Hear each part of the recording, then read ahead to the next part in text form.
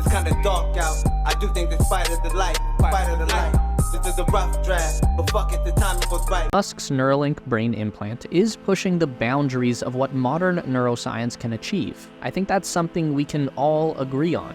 But the company might also be pushing the boundaries of what is considered to be safe or even possible when it comes to brain-computer interface technology. Neuralink is in a vulnerable position right now as they begin to face the realities of human experimentation. And in the midst of all this, a new competitor is rising up. A ghost from Elon Musk's past has returned to take the throne with a better, safer brain implant. This using electrodes on the scalp, but the signals are muffled. Imagine you're living in an apartment and your next-door neighbor is having a party. You can try to listen in through the wall, and that will provide some information about what's going on. You might know what kind of music they're listening to, the approximate size of the group, if they're laughing or arguing. Imagine that the people attending the party are neurons in a human brain.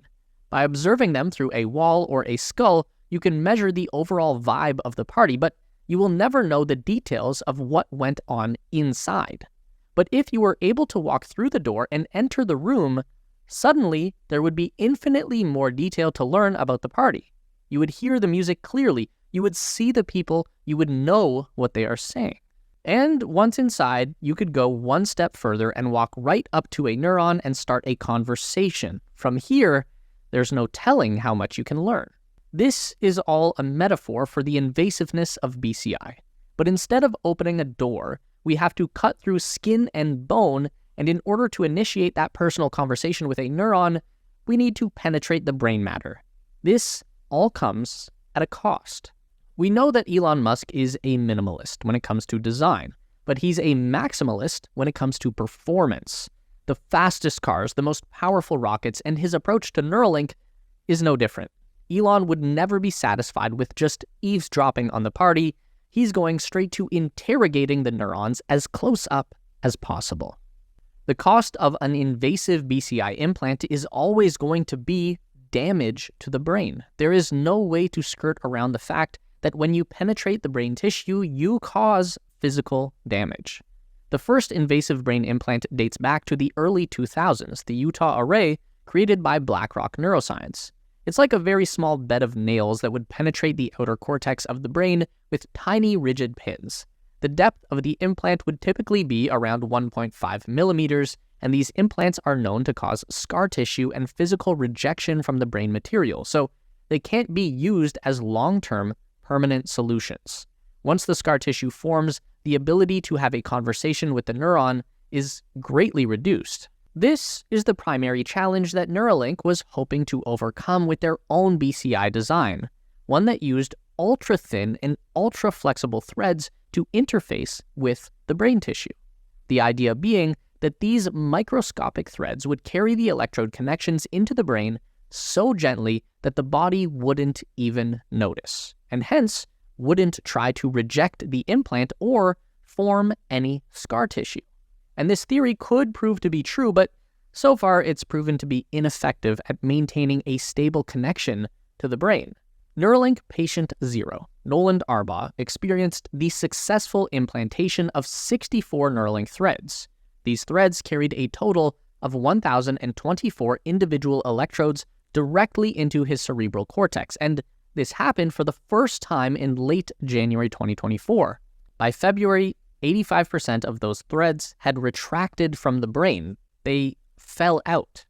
And this is a problem that Neuralink may have been expecting. Several anonymous sources who claim to work at the company told Reuters that the thread retraction had been an issue with monkey and pig test subjects for years.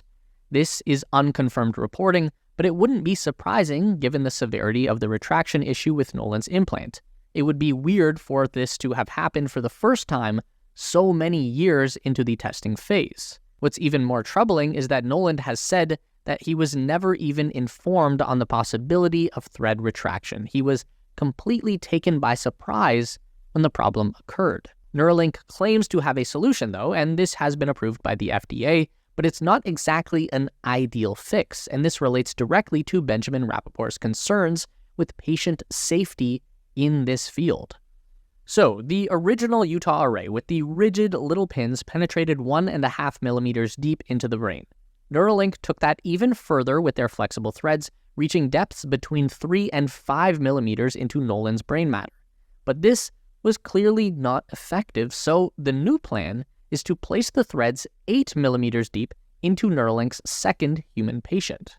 For those with trouble visualizing what a millimeter is, 8 millimeters is just a bit less than 1/3 of an inch. So that's getting pretty deep. Neuralink started off at double the industry standard, and now they're already going to double that again, and double the depth means double the potential damage to the brain matter, double the potential for negative side effects.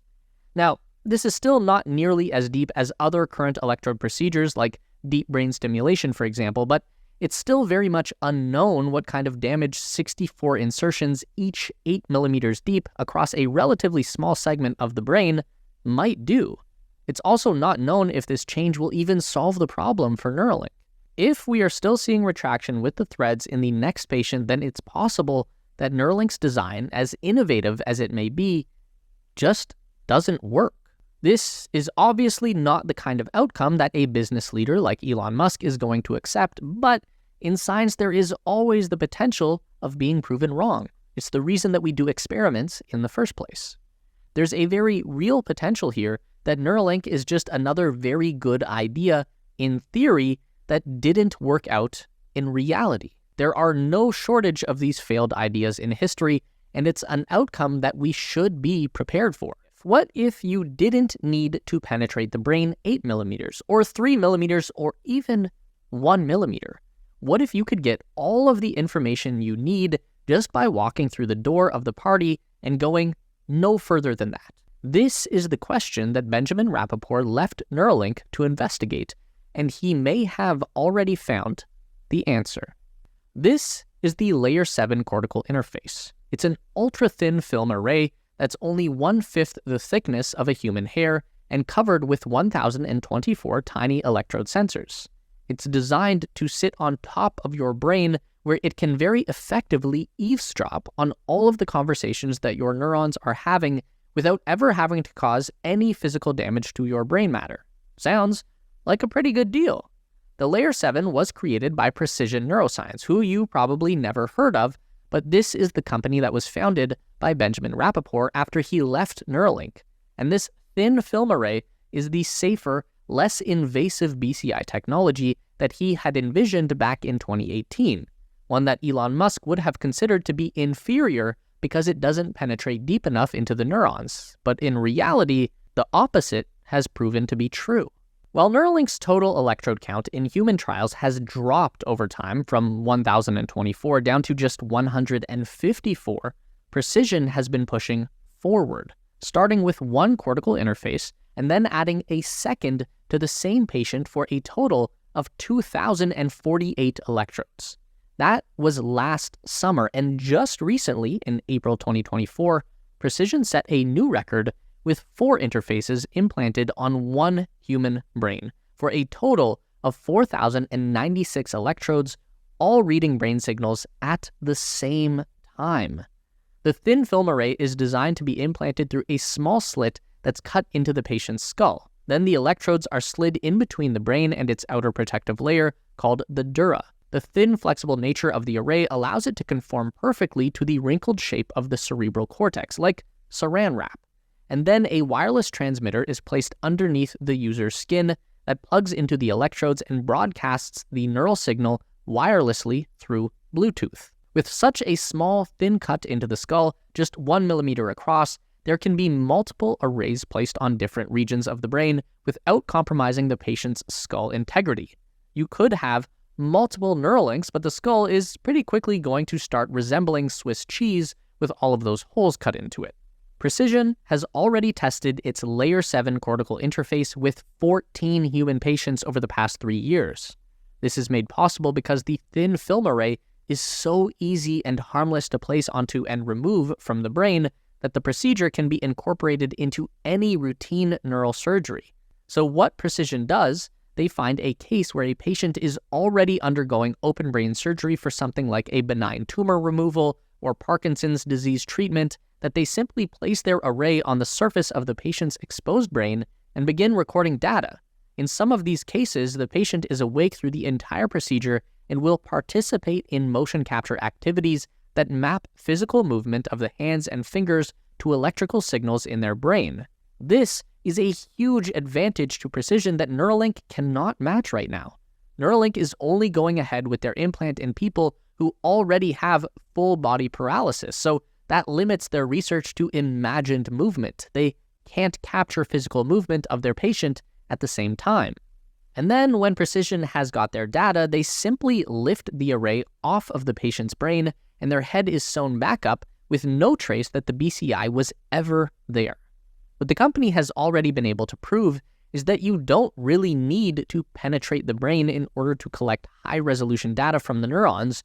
You only need to figure out how to bypass the skull. Just being very close on top of the brain matter is still very good, or at least good enough for any practical medical reason. Maybe Neuralink still needs to stick people with threads to do Elon's whole merge the human brain with AI thing, or whatever that's supposed to be, but if we just want to help people with disabilities and illness to live better lives, then it's already been proven that we do not have to saw